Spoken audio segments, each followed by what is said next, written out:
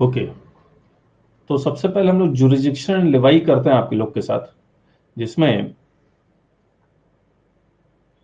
पहला क्वेश्चन है, as per section 1 of IGST act 2017, IGST extends to whole of India in respective states in respective union territories whole of India except Jammu and Kashmir. फटाफट जवाब दीजिएगा, क्योंकि ये सब question एकदम बहुत बेसिक है। ए, as per section 1 of SGST Act, SGST extends to whole of India in respective states, respective union territories, whole of India except Jammu and Kashmir.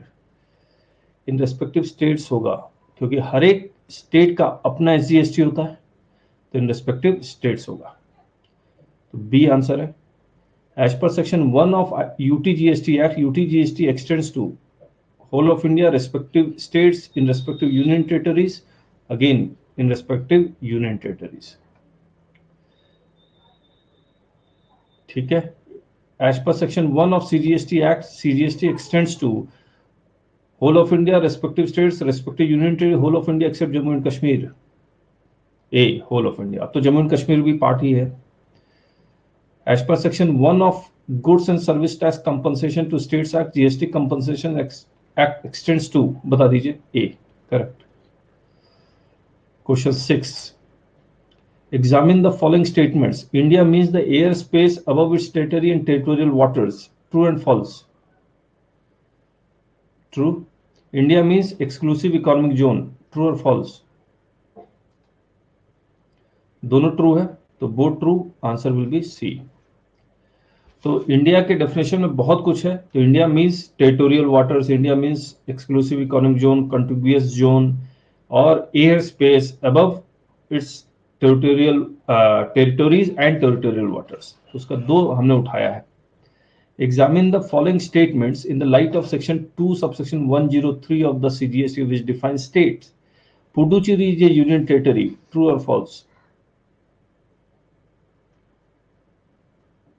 False. Puducherry is उसका अपना लेजिस्लेटिव होता है। तो ये Puducherry for constitution is a union territory, but for GST purpose it is a state. Delhi is a state. तो ये तो false है, ये ट्रू है, तो false true is the answer. This will be the answer. Mayank GST के लिए बताना, जीएसटी के लिए तो for section 2 subsection 103 both are state, both are state.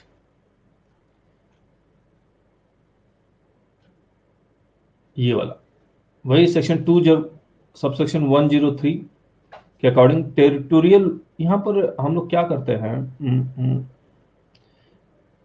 ये वाला सेक्शन नहीं आएगा। As per section 9 of IGST, इसको हम लोग ठीक कर देंगे। Examine the following statement in the light of section 9 of IGST. इसको यहां से, territorial waters beyond 12 nautical mile and up to 200 nautical mile is union territory. True और फॉल्स? ये ट्रू है। ये अदर टेरिटरी का हिस्सा है, ये अदर टेरिटरी और वो यूनियन टेरिटरी में डिफाइंड है। एक मिनट मैं देख लेता हूं। Territorial waters up to 12 nautical mile is a state. True, तो both true, answer will be C. Dash supply shall attract IGST, जल्दी बताइए। B. The maximum rate at which IGST can be levied at 14, 40, 20, 28. Mayank, 40. That is a different thing. That is the maximum rate which is has been prescribed. The rate is, but rate has जो fix किया गया है वो under 40 है। वो maximum rate कितना है? 28% है ना। Examine the following statement. IGST shall be levied on import of goods as per section 12 of the custom valuation. बताइए। True. IGST shall be levied on import of service as per CGST Act. True, both true.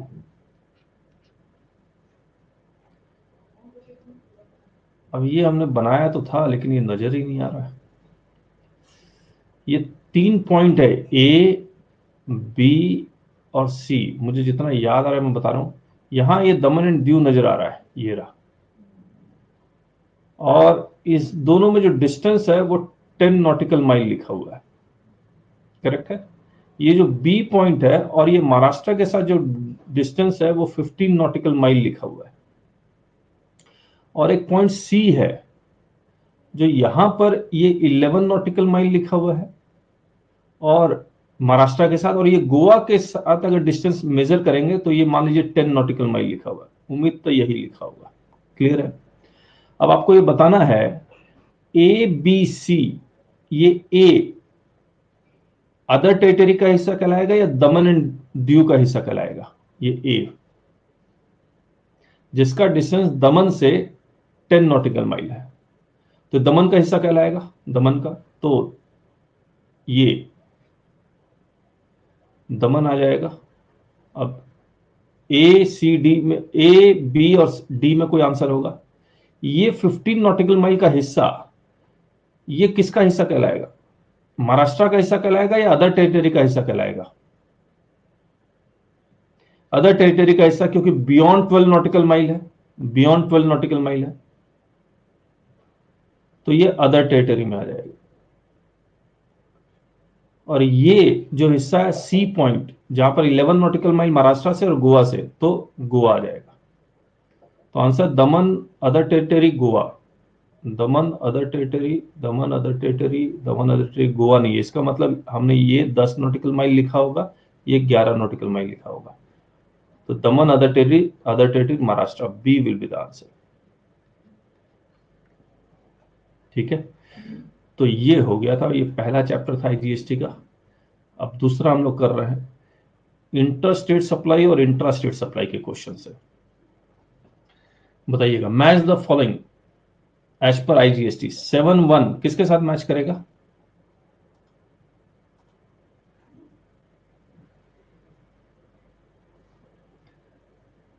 जल्दी बताइए। 7-1, 7-1 Jinesh ji, 7-1 domestic supply of service या goods. Domestic supply of goods यानी कि 1C, 1C। 7-2, 7 subsection 2, जल्दी बताइए please. 7 subsection 2 is import of goods, 2D। 3, 7 subsection 3,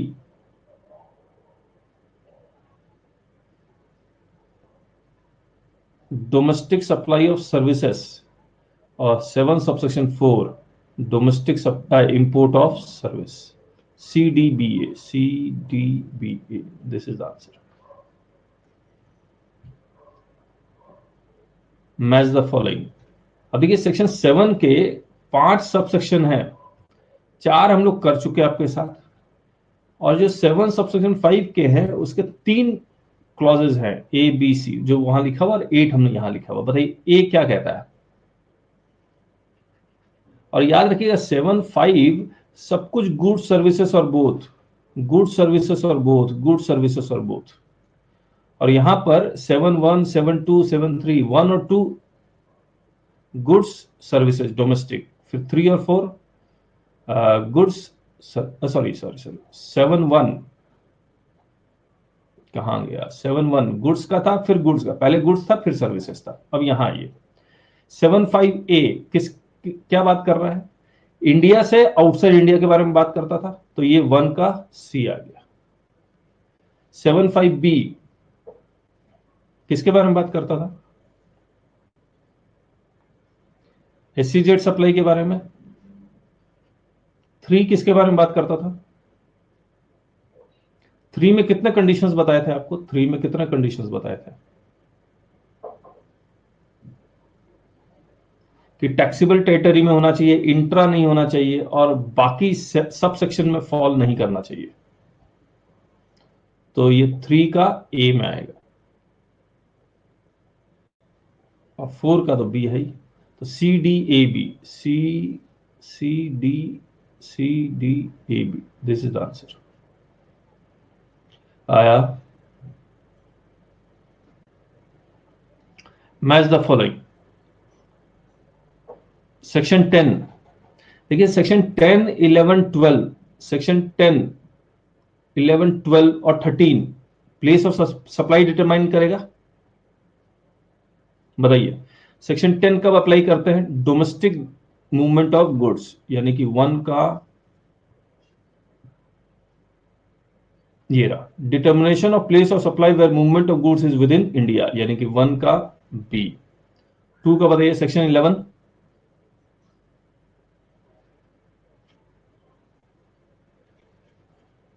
section 11 यहां है क्या?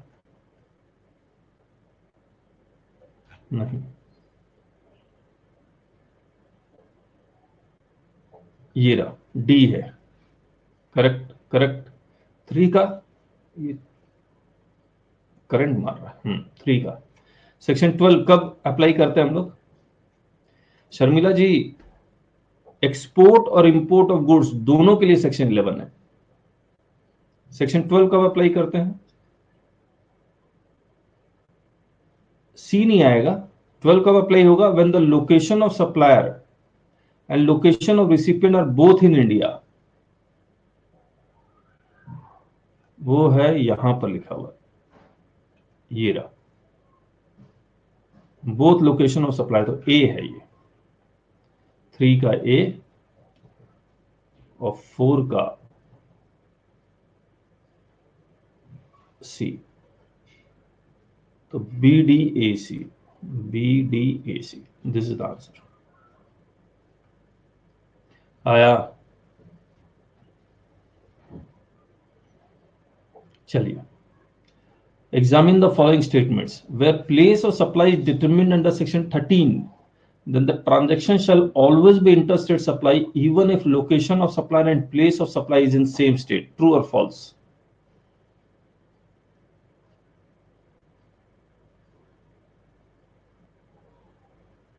राजू जी क्या हो गया? ट्रू है। हमने बताया था सेक्शन 8 सेक्शन 10 को रेफर करता है, 12 को रेफर करता है, 13 को रेफर नहीं करता है वो।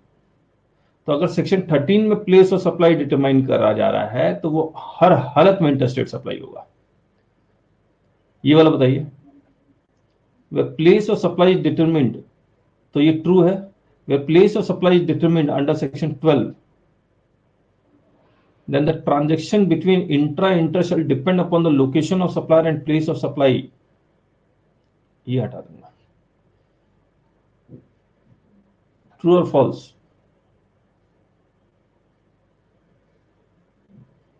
True, both true. अब ये देखिए एमसीक्यू जो बनाया गया है वो ऑब्वियसली कॉन्सेप्ट वाइज बनाया गया है। क्या वो सेक्शन याद हो गया, फिर हमने एप्लीकेशन दिला दिया, अब हम लोग एग्जांपल्स कर रहे हैं आपके साथ। Identify the nature of transaction where there is supply, where there is a supply of service. बताइए, लोकेशन ऑफ सप्लायर अगर सिंगापुर में है, लोकेशन ऑफ रिसिपिएंट दिल्ली में है, प्लेस ऑफ सप्लाई मान लीजिए दिल्ली में है, आपको बताना है ये intra state import of service कैसे?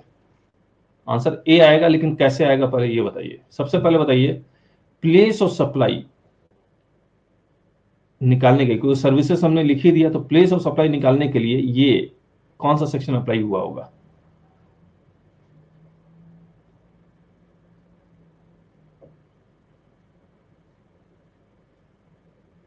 बताइए बताइए।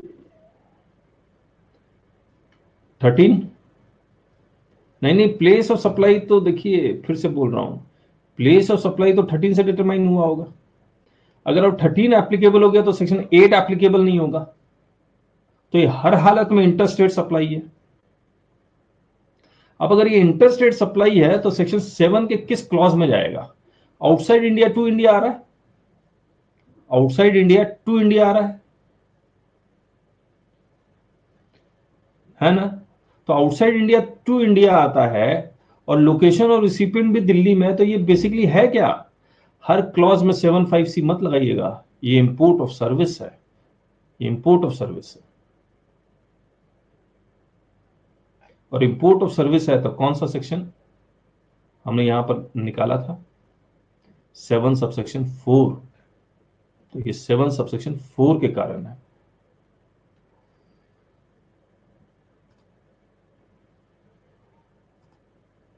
ये बताइए, identify the nature of transaction whether is supply और सर्विस। सिंगापुर दिल्ली, सबसे पहले बताइए प्लेस ऑफ सप्लाई किस सेक्शन में निकाला गया, क्योंकि हमें 7 और 8 अप्लाई करने से पहले 8 एप्लीकेबल होगा या नहीं ये वो चेक करना पड़ेगा।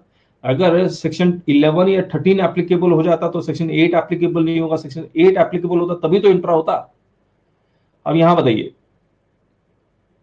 सेक्शन 13 एप्लीकेबल होगा प्लेस ऑफ सप्लाई निकालने के लिए। अब इंटर, अब सेक्शन 7 के किस क्लॉज में फॉल करेगा कि इंटर हो जाए?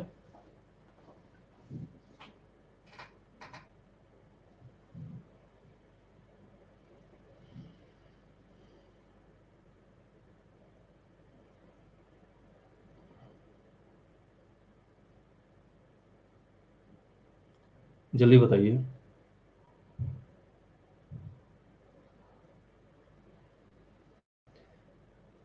7-4 कब होता? फिर से जिन्हें जी, 7-4 कब होता? जब इंपोर्ट ऑफ सर्विस होता है। इंपोर्ट ऑफ सर्विस होने के लिए रिसिपिएंट को भी इंडिया में होना चाहिए था, वो तो नहीं है। Yes Raju ji, correct. 75C applicable होगा, 75C, और 75C में इंटरस्टेट सप्लाई हो गया, तो ये इंटरस्टेट सप्लाई है और इंटरस्टेट सप्लाई है। लेकिन हमने एक सीरियल नंबर 10 पढ़ा था, where the location of supplier and location recipient are both outside India, तो ये सीरियल नंबर 10 में एग्जेम्प्ट है।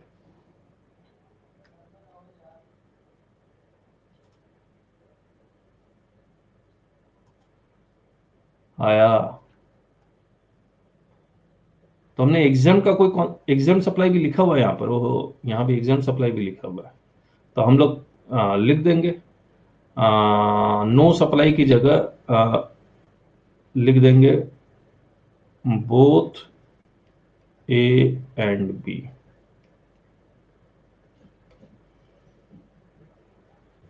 क्वेश्चन 7,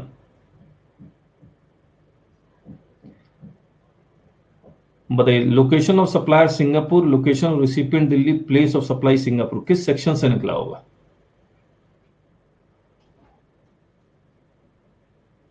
प्लेस ऑफ सप्लाई किस सेक्शन से निकला होगा? जल्दी बताइए।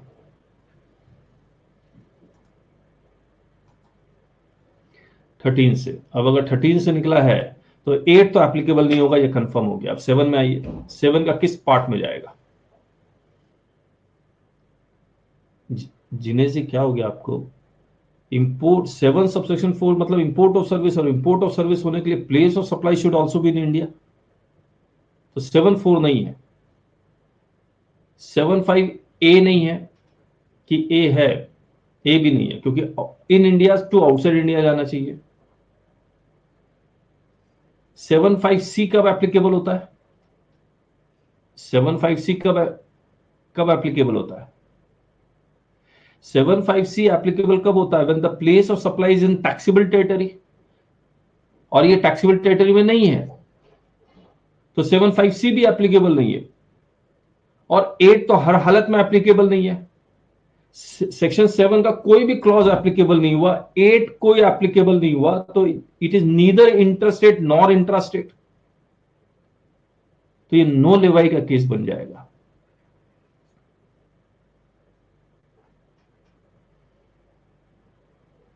आया,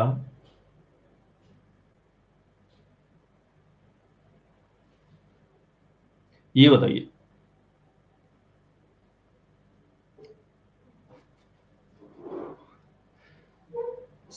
प्लेस ऑफ सप्लाई किस सेक्शन से निकलेगा?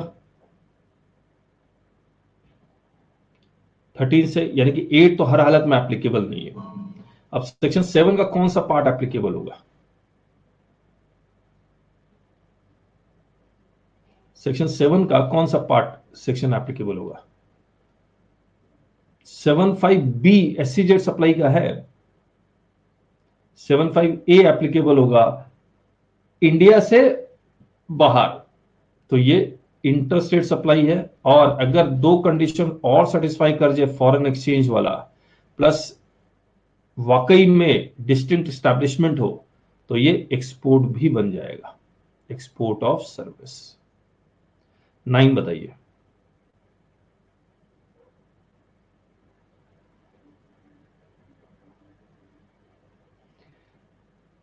दिल्ली सिंगापुर तो 13 से निकला प्लेस ऑफ सप्लाई, तो सेक्शन 8 तो हर हालत में एप्लीकेबल नहीं है। अब सेक्शन 7 का कौन सा पार्ट एप्लीकेबल होगा?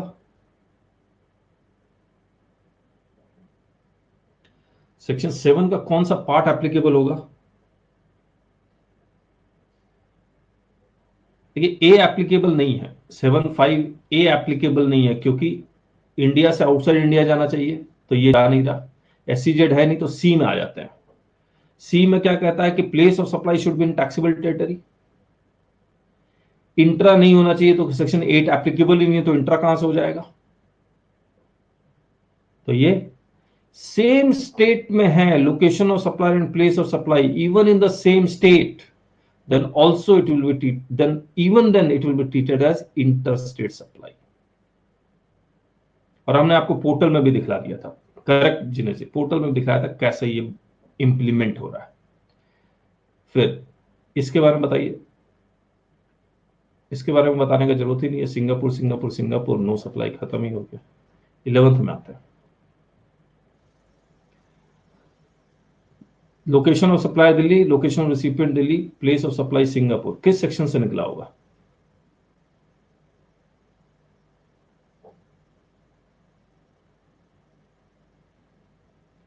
अगर लोकेशन ऑफ सप्लाई और लोकेशन ऑफ रिसिपिएंट दोनों इंडिया में है, तो 13 से नहीं निकलेगा, फिर तो 12 से ही निकलेगा।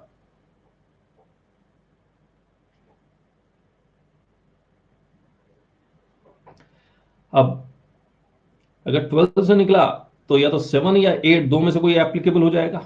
8 में इंट्रास्टेट सप्लाई कब होगा? When the location of supplier and the place of supply in the same state या सेम यूनियन टेरिटरी। ऐसा है नहीं, एक दिल्ली एक सिंगापुर है, तो ये 8 तो नहीं है। सेक्शन 7 का कोई पार्ट एप्लीकेबल हो जाएगा इसमें? सेक्शन 7 का कोई पार्ट एप्लीकेबल हो जाएगा? 7(5)(a) India to outside India, तो interstate supply.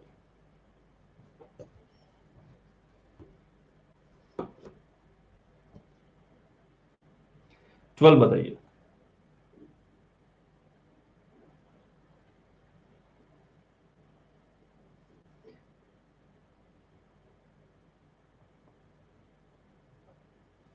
Delhi Delhi Delhi, place of supply किस सेक्शन से निकला होगा? 12 से। अब 8 अप्लाई करके देख लेते हैं, सेम स्टेट, तो इंट्रा हो गया। आया?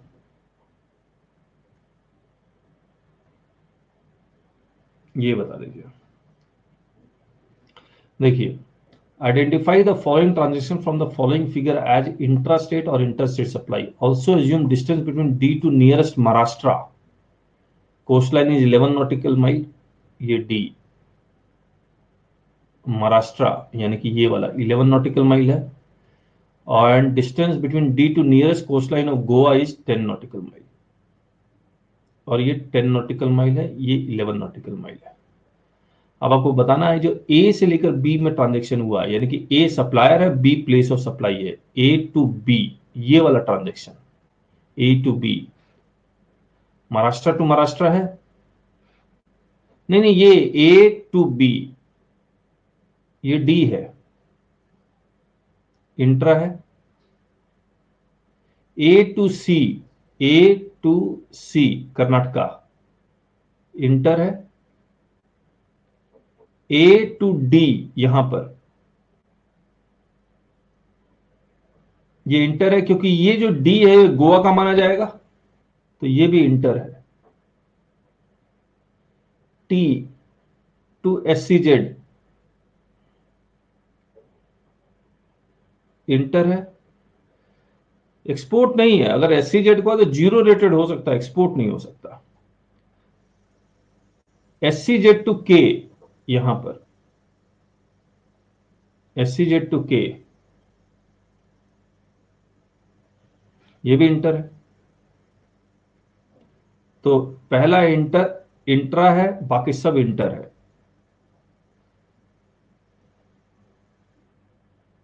कौन सा आंसर आएगा? इंट्रा,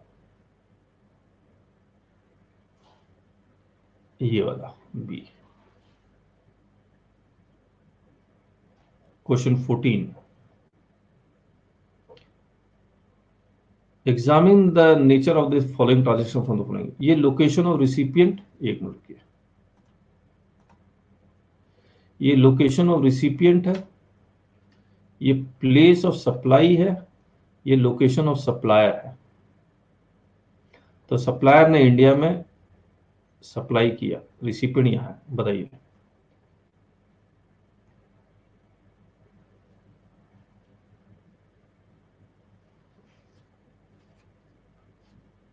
इंपोर्ट ऑफ सर्विस है या नहीं है? है। और इंपोर्ट अगर हो गया तो इंटरस्टेट सप्लाई हर हालत में हो जाएगा। 7 सबसेक्शन 4, बताइए। 15, ये प्लेस ऑफ सप्लाई ये रहा, रिसिपिएंट भी बाहर में है और सप्लायर इंडिया में है। क्या हुआ जिनेश जी?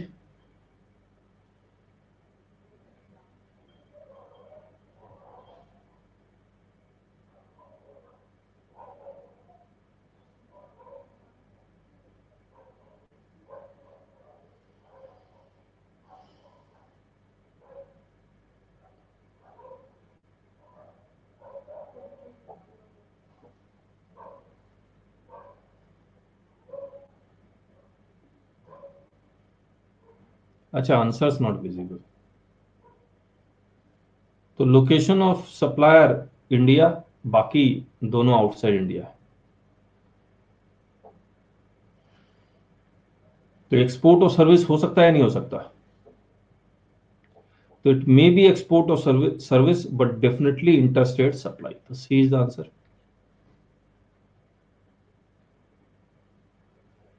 Supply of goods to tourists under section 15 shall always be treated as interstate supply. True or false? Supply of services to tourists under section 15 shall always be treated as interstate supply. This is false. True and false. This is the answer. Interstate supply of goods means any supply where the location of the supplier and the place of supply of goods are in the same state. True or false? Interstate supply, inter लिखा हुआ तो same नहीं हो सकता, false होगा। Any supply where the location of the supply and place of supply of goods are in different states, this is true. Any supply where location of the supplier in the taxable territory and place of supply of goods is in non taxable territory, ये भी true है। Any supply where location of the supplier and location of recipient is in different states, ये भी true है। तो इसको हम लोग ऑप्शन ठीक करेंगे, इसको ऑप्शन ठीक करेंगे, ये सारे ट्रू आ गए।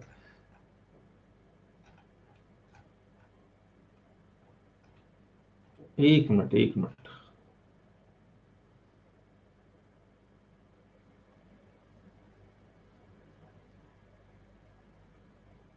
ठीक है। Import of goods shall be treated as interstate supply till they cross the customs frontier of India. True.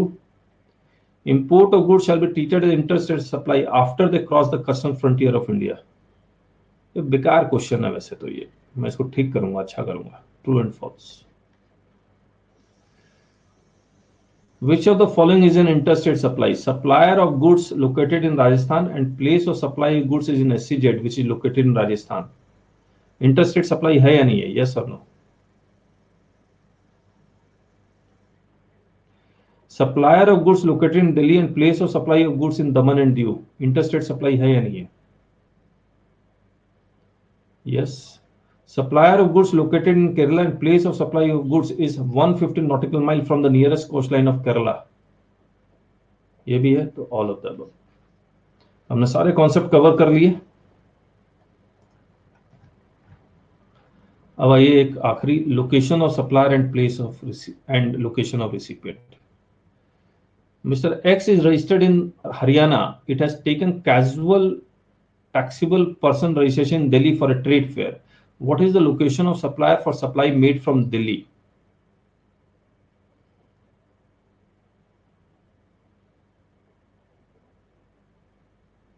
Delhi, जहां से सप्लाई करेगा और वहां रजिस्ट्रेशन है तो वो प्लेस ऑफ सप्लाई होगा. Mister x place of residence is in Noida, Uttar Pradesh. He supplies goods all in Uttar Pradesh and Delhi in his bullock cart. His aggregate turnover is up to threshold limit. What is the location of the supplier?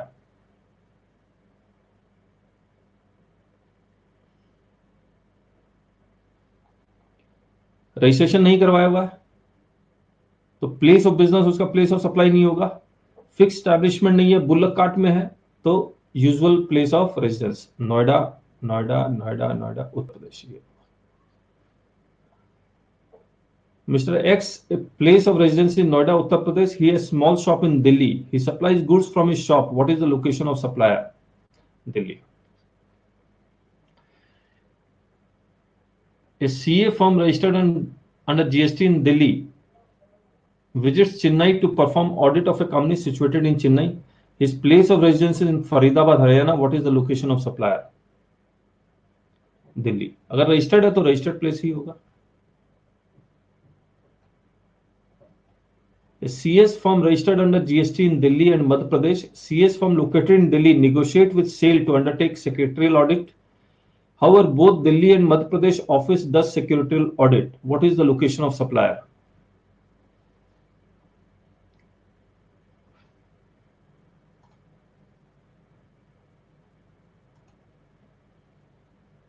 Both. Battery को 9 minute बचा हुआ है. दोबारा आ गया ये. अच्छा हुआ. आखिरी question. Mr. A, whose residence is in Kerala, is a director of Adobe India Limited, whose corporate office in Karnataka and registered office in Kerala. तो मिस्टर ए जो डायरेक्टर है उसका घर तो केरला में है, लेकिन जिस कंपनी का डायरेक्टर है उसका कॉर्पोरेट ऑफिस कर्नाटका में है, रजिस्टर्ड ऑफिस इन केरला है. Both Mr A and company are registered in GST. तो Mr A is registered in Kerala और जो कंपनी है उसका रजिस्ट्रेशन कर्नाटका और केरला दोनों में है. Mr. A is registered in Kerala and company registered in both Karnataka and Kerala. Board meeting is held in Delhi. Board sitting fees is paid. What is the location of supplier and location of recipient? बताइए.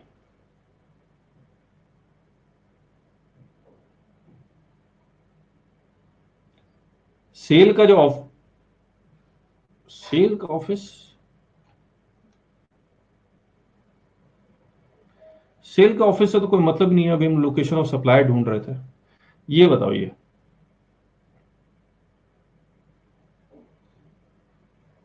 Location of supplier यानी कि director का location of supplier क्या होगा?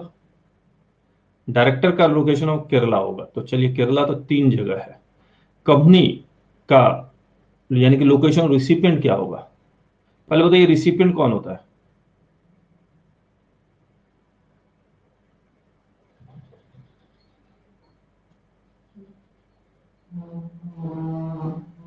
जो पैसा देता है. और पैसा कॉर्पोरेट ऑफिस देगा तो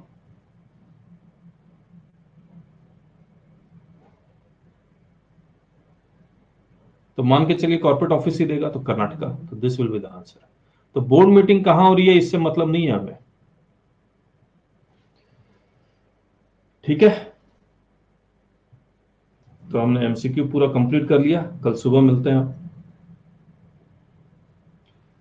बाय बाय. व्हाट्सएप में बात करते हैं, लैपटॉप जाने वाला है. मैंने